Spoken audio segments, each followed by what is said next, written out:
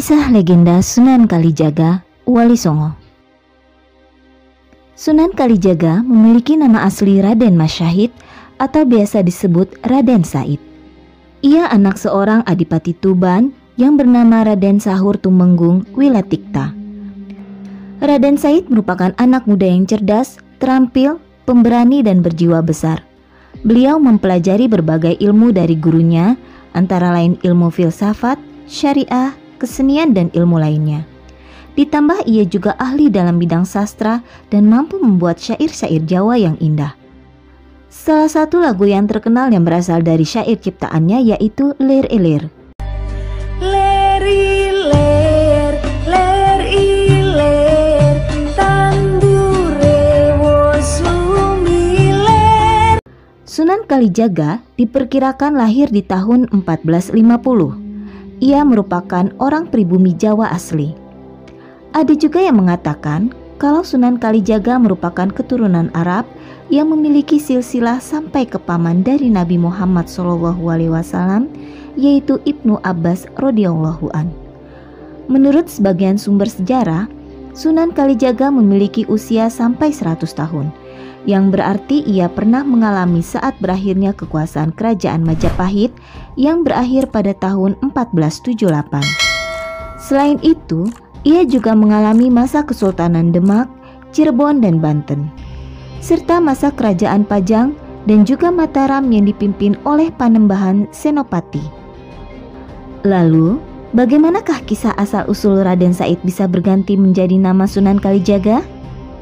Sebelum mendapatkan nama Sunan Kalijaga dan gelar Wali Songo, Raden Said merupakan seseorang yang sudah mengenal Islam sejak kecil melalui guru agamanya di Tuban.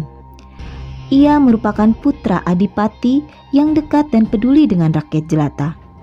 Hal ini dibuktikan dengan masa muda beliau yang pernah membela rakyat jelata di masa yang sulit. Pada masa itu, terjadi musim kemarau panjang yang membuat para rakyat yang bertani gagal panen. Namun, dalam waktu yang bersamaan, pemerintahan pusat sedang membutuhkan dana yang besar untuk membiayai pembangunan dan juga untuk roda pemerintahan. Akhirnya, mau tidak mau, rakyat jelata harus mau untuk membayar pajak yang tinggi. Melihat keadaan yang semakin timpang antara pemerintahan dengan rakyat jelata, Raden Said merasa harus membantu mereka.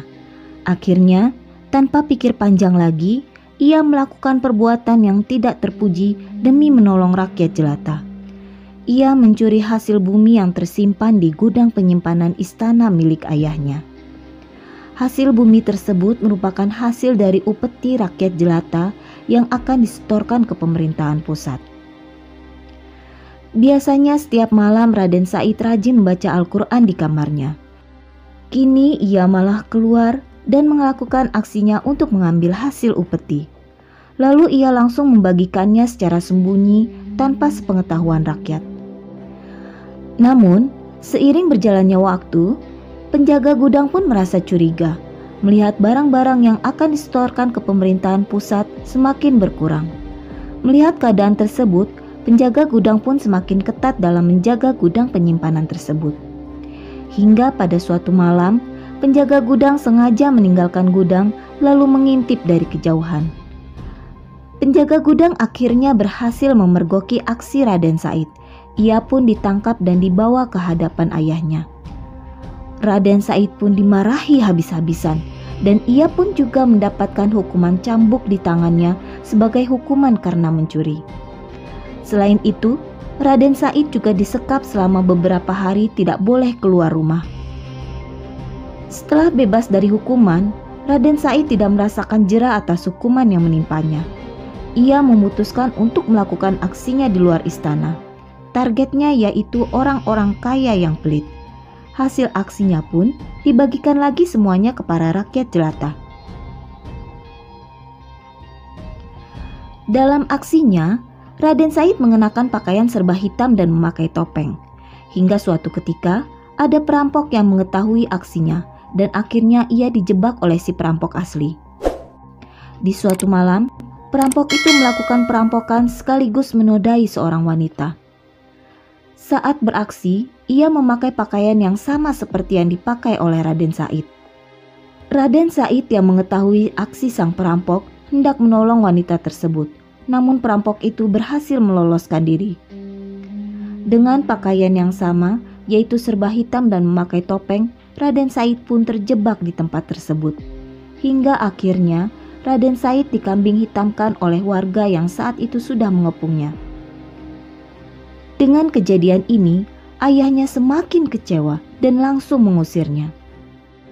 Setelah diusir, Raden Said tinggal di hutan yang bernama Jatiwangi, namun ia tetap melakukan aksinya untuk menolong rakyat. Di sini ia mengganti nama aslinya dengan memakai nama Branda Lokajaya selama tinggal di hutan tersebut. Suatu ketika, lewatlah seorang kakek tua berpakaian serba putih dengan membawa tongkat yang gagangnya berkilauan seperti emas. Ia pun bermaksud untuk merampas tongkat tersebut.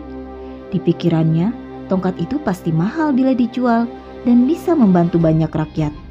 Raden Said pun berusaha merebut tongkat dari kakek tua itu secara paksa, sehingga menyebabkan sang kakek tersungkur dan terjatuh.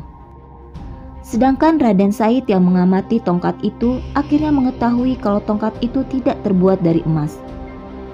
Melihat kakek tua itu menangis, akhirnya Raden Said pun iba dan mengembalikan tongkatnya.